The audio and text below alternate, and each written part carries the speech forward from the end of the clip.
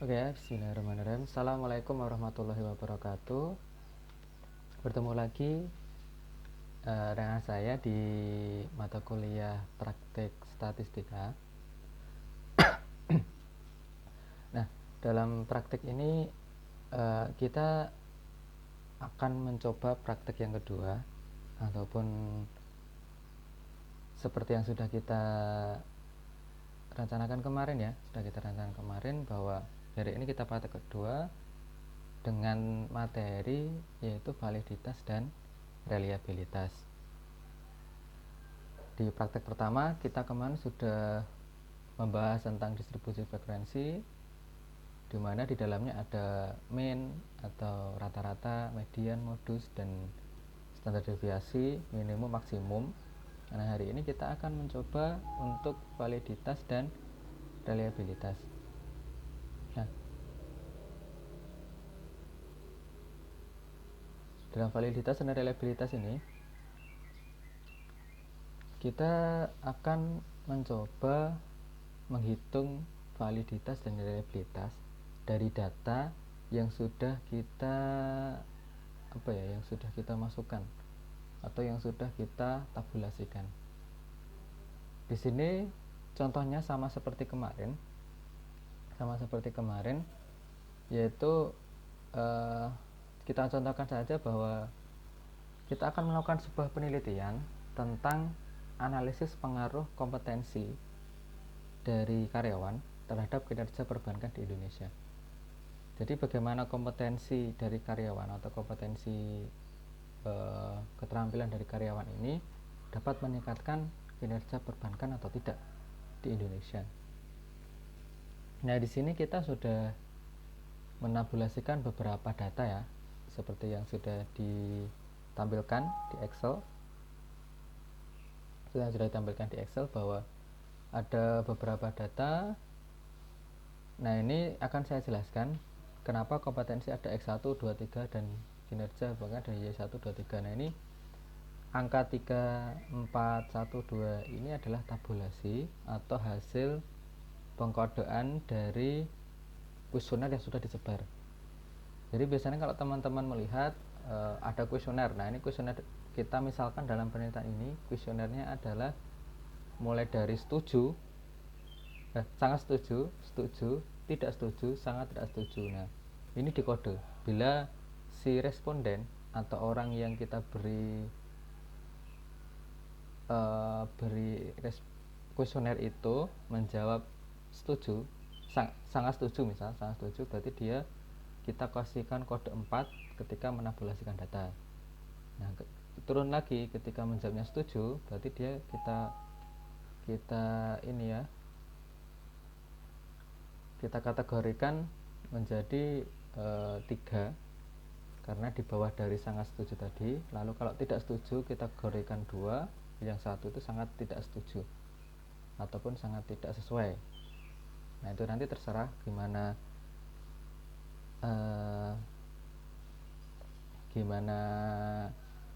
kuesionernya kalian, seperti itu. Nah, ini kita bisa lihat sebuah tabulasi, ada yang jawaban 3, 2, 1, ada yang 4. Nah, ini seperti yang saya jelaskan di awal tadi. Nah, sekarang kita coba memasukkan data-data ini melalui tabulasi dari SPSS. Nah, kita buka SPSS dulu. Seperti biasa, kita masukkan variabel. Nah, yang kita masukkan di sini, kalau kemarin ketika kita mencoba mendistribusikan frekuensi, kita masukkan langsung variabel 1 totalnya berapa, variabel 2 totalnya berapa. Karena dalam validitas dan reliabilitas ini kita menggunakan analisis butirnya per masing-masing butir soalnya. Jadi kita tidak menggunakan jumlah data, tetapi yang kita masukkan ke dalam SPSS yang ini, X1, X2, X3, 4 sampai dengan Y4. Nah, coba kita masukkan. Di sini ada X1 enter, X2 enter, X3 enter, X4 enter, X5 enter. Udah sampai X5, maaf. Y1 enter, Y2 enter, Y3 enter, Y4. Nah, seperti biasa kita kosongkan desimal biar tidak tidak kesusahan dalam menganalisis. Nah, seperti ini. Lalu measure-nya kita ganti scale ya, karena ini adalah data skala yang bisa kita ukur. Ingat ya, data-data kemarin jenis datanya seperti apa. Sudah. Tambah satu lagi, total. Total ini penting ketika kita nanti mau menganalisis validitas. Jadi total harus kita masukkan. Terus kita masuk ke data view. Nah, biasanya kalau saya lebih nyamannya seperti ini. Ketika sudah memasukkan datanya, data variabelnya, kita tinggal copy paste dari Excel. Biasanya saya menabulasikan di Excel dulu, lalu saya tabulasikan ke SPSS nya, langsung cepat guys, langsung jadi 30 responden ya, diingat 30 responden. Nah, dari analisis ini mungkin teman-teman sudah paham sekali.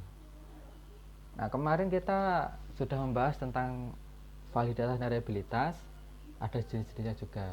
Nah, kali ini dalam validitas saya akan menggunakan namanya validitas person atau product moment. Nah, caranya kalau di SPS seperti apa? Caranya cukup mudah. Kita klik analisis, lalu correlate, lalu bivariate. Ya. Jadi validitas ini termasuk dalam validitas isi yang datanya ini dibandingkan dengan data total validitasnya.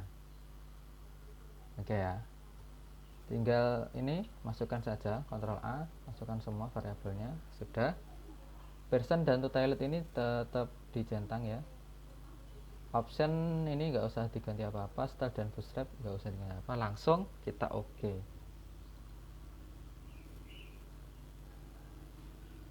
Nah, bisa dilihat oke-nya seperti apa. Sebenarnya nanti ada yang namanya T-tabel. T-tabel nanti ada hitungannya, ada juga yang berada dalam bentuk tabel. Nanti kita tinggal lihat tabelnya seperti apa. Dimana yang kita lihat untuk validitas ini seperti ini. Yang di total ini ya. Yang di total ini kita lihat untuk hasil validitasnya. Kalau validitas ini kan validitas isi, di mana tingkat kevalidan data itu kita lihat berdasarkan perbandingan dari data itu terhadap nilai totalnya. Jadi yang kita lihat cuma di kolom terakhir ini. Ada dua cara kita mau mengetahui data ini valid atau tidak. Yang pertama dari sig to tilet ini atau signifikannya. Ketika signifikannya ini di bawah dari ini ya, di bawah dari 0,05 ya, 0,05, maka dia bisa kita kategorikan ke dalam data yang valid. Nah, ini kita lihat mulai dari X1 sampai Y4 semuanya 0,00. Tentu kalau kita lihat sebenarnya signifikan, sebenarnya sudah signifikan semua ya. Tetapi biar lebih mantapnya atau lebih yakinnya, kita coba lihat di person correlation-nya, korelasi personnya. Nah, ini ada keterangan bila bintang 2 ini korelasi di signifikan 0,01 level. Lalu kalau bintang 1 itu korelasi di levelnya 0,05. Jadi pada tingkat kesalahan 0,01 atau 0,05 ini ada keterangannya.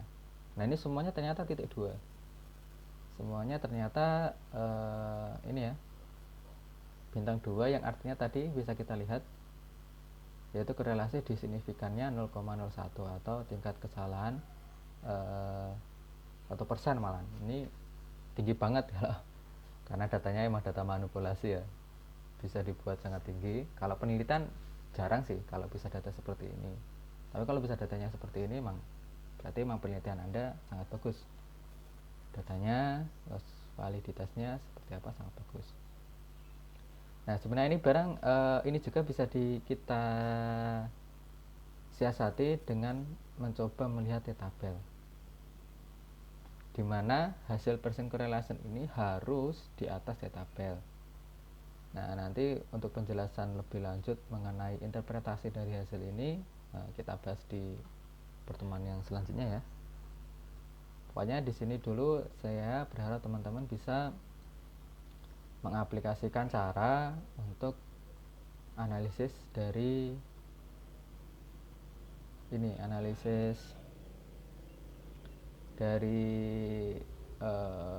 validitasnya menggunakan rumus Pearsonnya.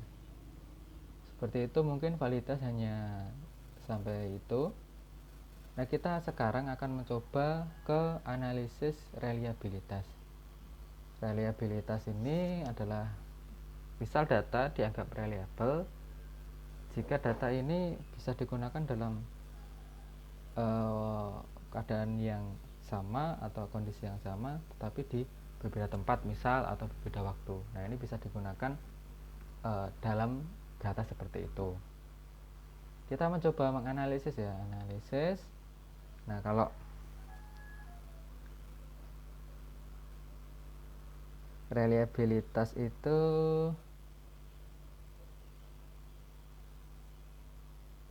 ada di, benar, saya lupa ya saya. Nah, ini scale, di analisis scale lalu reliability analysis. Ini enak ya, udah namanya nama sama-sama reliability, cuma kalau yang Pearson tadi itu kita masuknya ke korelasi bivariate. Ya sama aja, cuma karena istilahnya tidak sesuai, istilahnya tidak sama, kita mencoba validitas tapi menunya itu di korelasi. Jadi mungkin agak perlu dihafal ya langkah-langkahnya. Ini bisa teman-teman catat semuanya ataupun bisa cari-cari di Google, banyak itu sekali. Nah, ini sama ya, kita masukkan semua.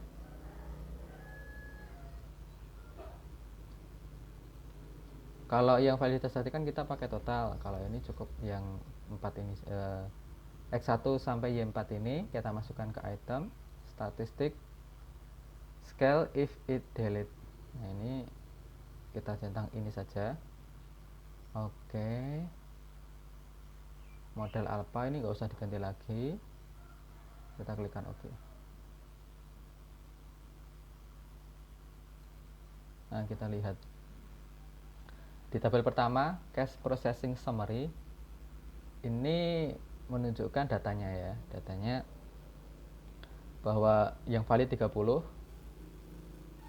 ya, ini sesuai yang kita di awal ya, yang kita analisis di awal. Lalu totalnya n-nya 30 juga, jadi 100% ya, ataupun ke 30 data ini dianggap bisa dianalisis reliabilitasnya. Nah, ini reliabilitas secara umum. Nah, saya belum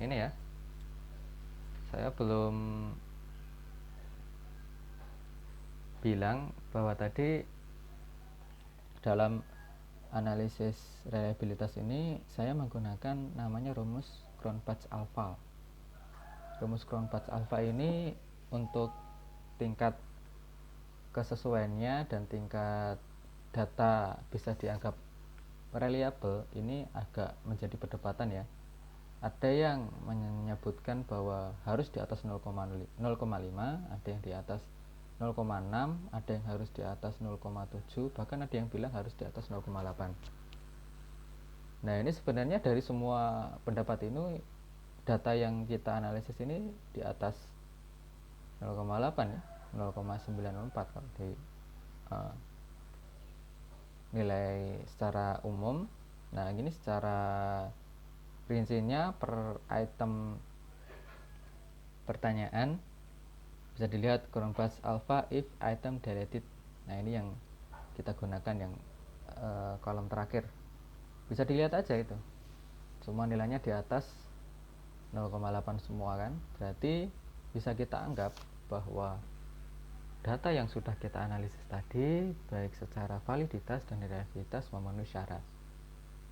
Jadi kalau dalam penelitian ketika data sudah memenuhi syarat, kita bisa melanjutkan ke analisis berikutnya, ke analisis misal kalau hipotesis, konfirmasi hipotesis dan sebagainya. Oke ya, mungkin hanya itu yang dapat saya sampaikan, kurang lebihnya mohon maaf. Assalamualaikum warahmatullahi wabarakatuh.